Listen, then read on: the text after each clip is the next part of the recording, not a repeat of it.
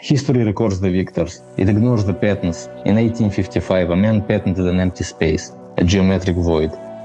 It was a hole bored entirely through a steel cylinder. That empty space held no explosive power. It fired no projectile.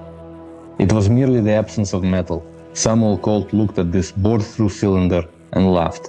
He saw a structural weakness. He saw an engineering liability. He threw the design away. Another man looked at that exact same empty space and saw a chokehold. He saw a legal weapon capable of bringing the United States government to its knees. Most revolutions are fought with iron and chemistry.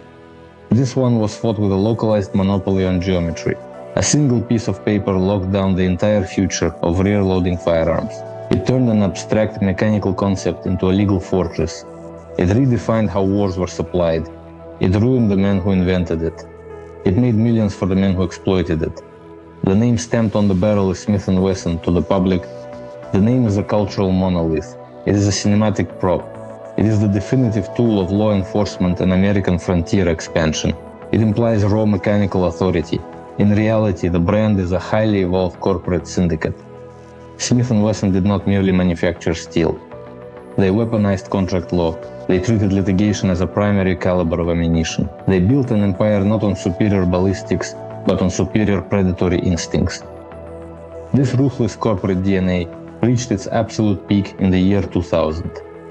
The company had been purchased by a British conglomerate. These foreign owners sat in a closed room with the Clinton administration. They signed a secret, sweeping gun control pact to dodge municipal lawsuits. They surrendered. Consumers discovered the backdoor agreement. Retaliation was absolute. A scorched earth boycott erased the company's market share overnight. The valuation collapsed from $120 million down to a ghost-like $15 million. The monopoly of force was broken by the people buying the guns. That modern betrayal was just corporate muscle memory.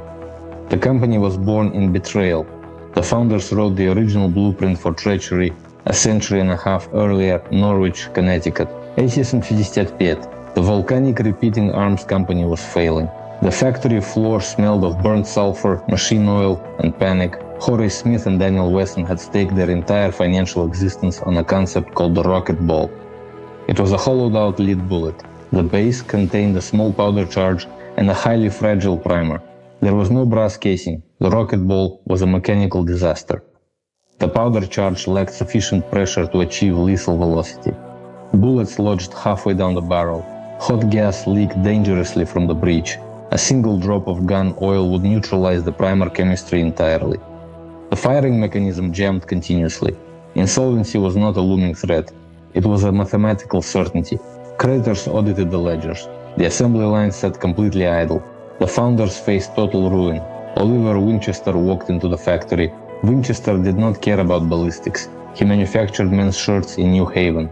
He understood ledgers, leverage, and supply chains. He looked at the greasy, desperate gunsmiths. He saw men holding a brilliant lever-action magazine system, chained to a worthless projectile. Winchester executed a bloodless corporate slaughter. He forced the volcanic company into total insolvency. He bought the physical assets and the patents for pennies on the dollar. He stripped Smith and Wesson of their own invention. He took their lever action mechanism and walked away. That stolen mechanism was handed to a man named Benjamin Tyler Henry. It eventually became the Winchester repeating rifle, the rifle that conquered the American West. Smith and Wesson were left on the street. They were bankrupt. They had no product. They had no capital. They had nothing but a fierce, calculating anger. Daniel Wesson refused to die quietly. He studied the market. He studied his enemies. Samuel Colt held a strict monopoly on the traditional revolving cylinder. Colt's massive factory in Hartford produced thousands of percussion revolvers. But that base patent was set to expire in 1857. When Colt's legal shield dropped, cheap imitators would flood the global market. Wesson refused to fight a price war in the mud. He needed a new monopoly. He needed a technological leap. He looked closely at rear-loading metallic cartridges, a copper case holding the bullet, powder, and primer in one waterproof unit. It was the future of ammunition. But to fire a metallic cartridge in a revolver, the gun required a cylinder bored completely through from front to back. Wesson checked the patent office records. He found patent number 12,648. The patent belonged to Rollin White. White was a disgruntled former Colt employee. White had pitched a bored-through cylinder to Samuel Colt years earlier. Colt dismissed the idea as useless and fired him. Wesson arranged a meeting. He looked across a wooden table at White. Wesson made an offer. He would pay White $500 in cash up front. He would add a 25-cent royalty for every revolver produced using the design. White saw sudden wealth. He saw validation against Samuel Colt. Wesson saw a target. Wesson handed over the contract. He had drafted the licensing agreement with surgical precision. It was not a partnership. It was a legal meat grinder.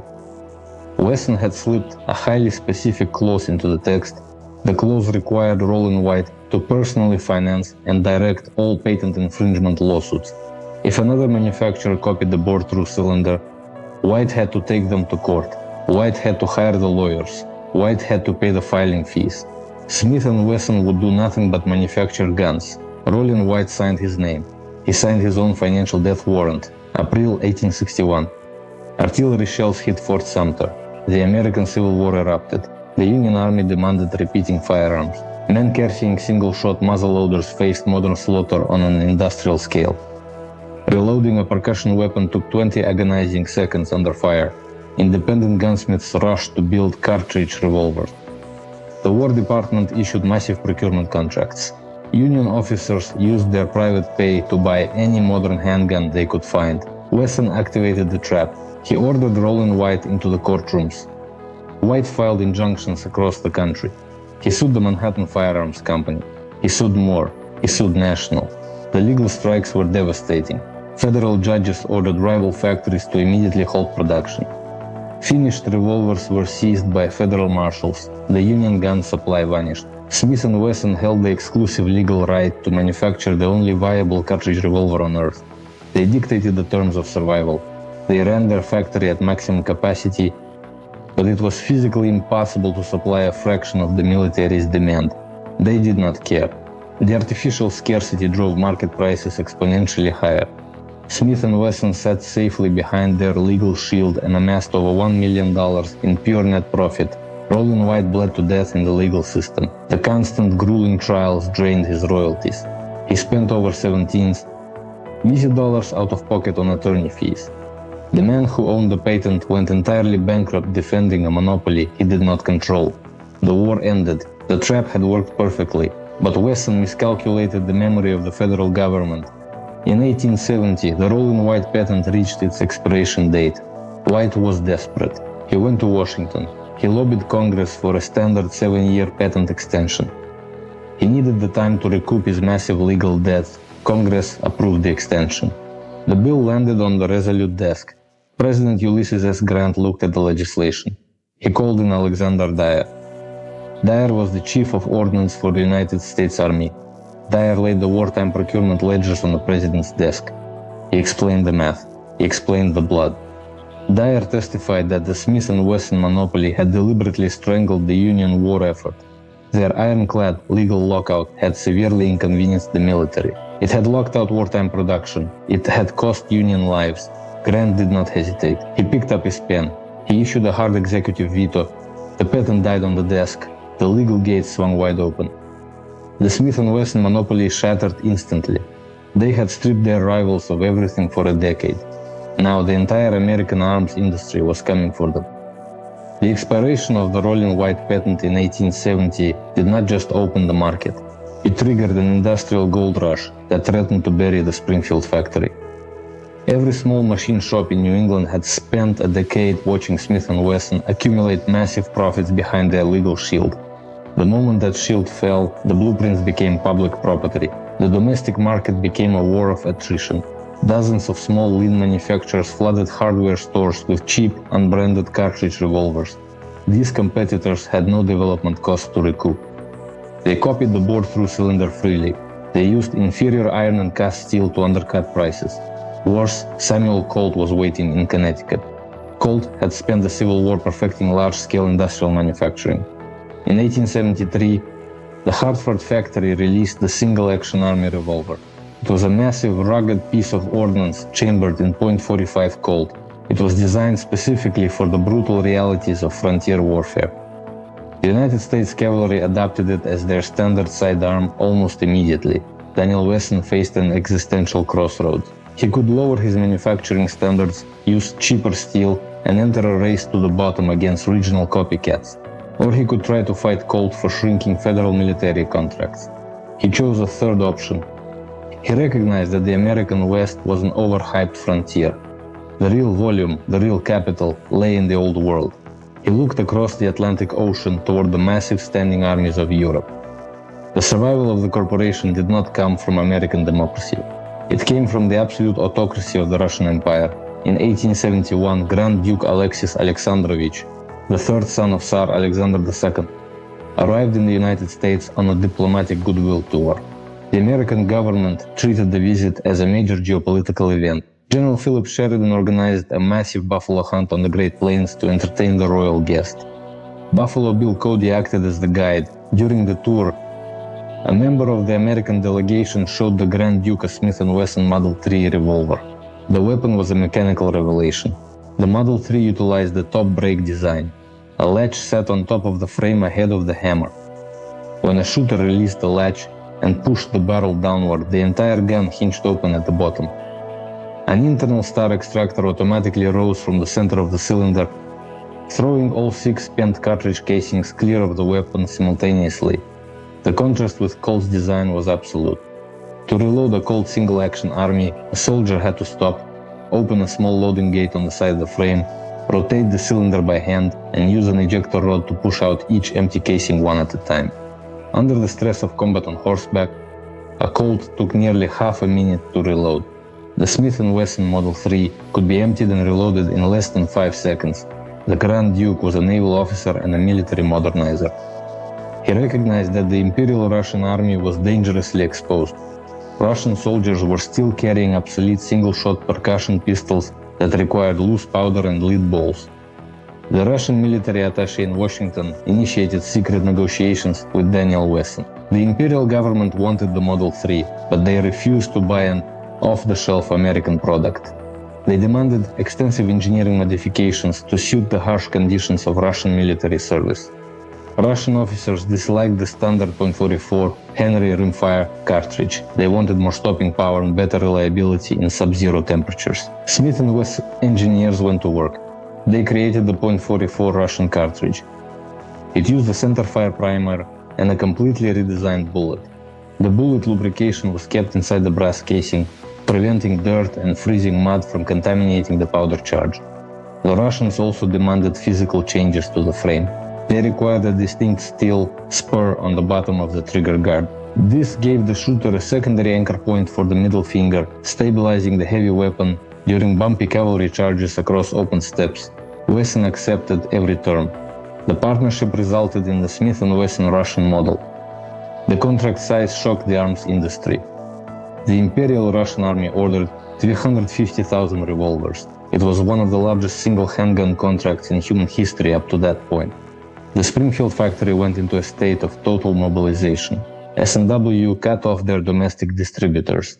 They canceled commercial advertisements in American newspapers. They retooled every lathe, every milling machine, and every drop forge to produce nothing but the Russian model. Imperial inspectors moved directly into the Massachusetts factory to oversee quality control. Gold rubles poured into the corporate treasury. The business was so massive that S&W established a permanent corporate office in St. Petersburg to manage the cash flows. For nearly a decade, the American company operated as a specialized subsidiary of the Romanov dynasty. Corporate dependence on a single foreign government is a structural flaw. Daniel Wesson believed his contract was protected by international law. He forgot that absolute monarchs do not answer to foreign corporate boards. The Tsar's ministers had no intention of keeping their military dependent on an American factory thousands of miles away. They wanted the technology inside Russia. They wanted the industrial capacity. But they had no desire to keep paying the American premium. The Russian government began a coordinated campaign of economic sabotage against their own supplier. They intentionally delayed contract payments. They claimed that bureaucratic audits in the St. Petersburg Treasury required months of review. They manipulated the international currency exchange markets, artificially depressing the value of the ruble against the dollar right before transferring funds. S&W found themselves in a dangerous liquidity trap. They had massive weekly payrolls to meet in Springfield. They had raw steel suppliers demanding payment. Wesson was forced to take out high-interest short-term loans from Boston banks simply to keep the factory doors open while waiting for the Tsar's delayed gold to arrive. The trap went deeper than simple financial manipulation. To ensure exact compatibility of ammunition, S&W had sent complete sets of master manufacturing gauges, engineering drawings, and metallurgical specifications to the Russian inspection teams. Those blueprints did not stay in the inspection offices. They were quietly copied and distributed. The Russian government entered into a secret manufacturing agreement with Ludwig Loewe and Company in Berlin. Loewe was a German industrial giant with massive precision machining capabilities. The Russians handed the German firm the exact technical packages stolen from Smith & Wesson. Loewe built high-speed production lines and began churning out thousands of unauthorized, unlicensed copies of the Russian model revolver. Once the German production infrastructure was running smoothly, the Russian government took the blueprints to their own state-owned arsenal at Tula.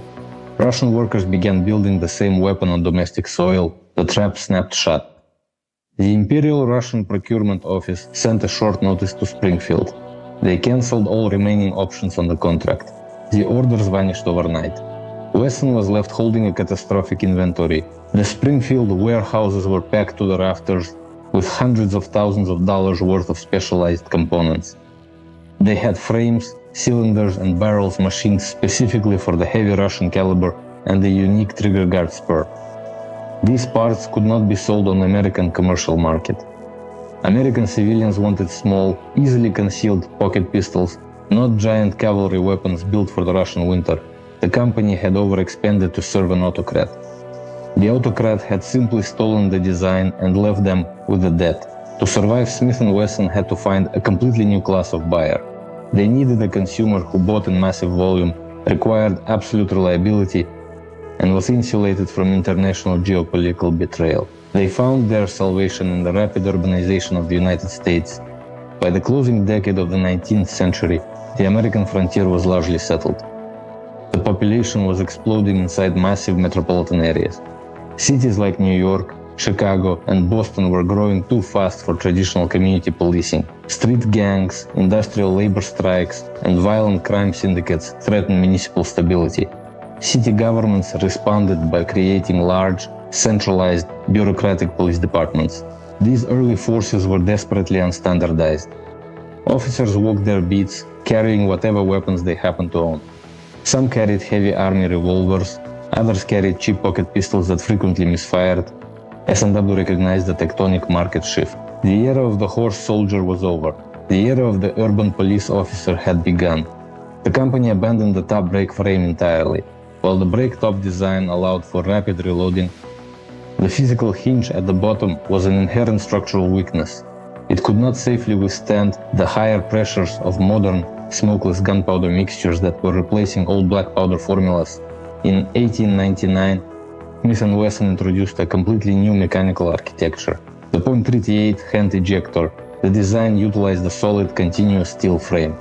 The cylinder did not hinge downward. Instead, it unlatched and swung out to the left side on a heavy steel crane. The shooter pressed a single ejector rod at the front of the cylinder to push out all spent casings at once. This solid frame design was incredibly strong. It could handle intense, repetitive firing without loosening the lockup. The weapon was chambered in a newly developed cartridge that would change corporate history, the .38 Smith & Wesson Special. The gun was marketed under a simple direct name, the military and police model. The M&P Wesson deployed aggressive corporate strategies to capture the municipal market. S&W agents traveled to individual city halls across America. They bypassed the officers and went straight to the politicians and procurement boards. They underbid called on every major municipal contract. They offered lucrative bulk trade-in programs, allowing police departments to hand over their old, mismatched weapons in exchange for a massive discount on brand new, standardized M&P revolvers. They also established specialized training schools for police armorers, ensuring that city mechanics knew how to service Smith & Wesson products using official factory parts. The corporate assault was a total triumph. The M&P revolver became the absolute baseline tool of American authority. Over the next 7 decades, the silhouette of a swing-out Smith & Wesson cylinder became synonymous with the American police officer. The Springfield factory expanded until it resembled a fortified industrial kingdom. The steady stream of municipal tax dollars insulated the company from commercial economic crashes. They survived the Great Depression on the backs of police contracts. They supplied hundreds of thousands of Victory model revolvers to Allied air crews and security forces during World War II. By the post-war era, Smith & Wesson possessed a virtual monopoly on domestic institutional violence. They were no longer just a business. They were an unassailable infrastructure asset of the American state. This decades-long security bred a profound, systemic arrogance within the executive suites in Springfield. The corporate leadership believed their customer base was permanently captive. They assumed the institutional market was theirs by birthright. They became complacent, blind to shifting global markets, and utterly unprepared for the foreign corporate raiders who were already mapping out their acquisition. In 1987, the descendants of the founding families surrendered control. A British industrial conglomerate named Tompkins plc purchased Smith & Wesson for $109 million. Tompkins did not specialize in ballistics. They manufactured industrial valves, plumbing fixtures, and lawnmowers. To the British board of directors, the Springfield factory was not a cultural institution. It was a line item on an international asset sheet. By the late 1990s, that asset sheet faced an existential threat. The American legal landscape shifted. Dozens of major American cities, coordinated by predatory municipal lawyers, filed massive class action lawsuits against the firearms industry. They used the exact legal architecture previously deployed to strip billions from the tobacco empires. They aimed to hold manufacturers financially liable for urban crime statistics. The legal fees alone threatened to drain the cash reserves of every major arms builder. The Clinton administration saw an opportunity. They offered a deal.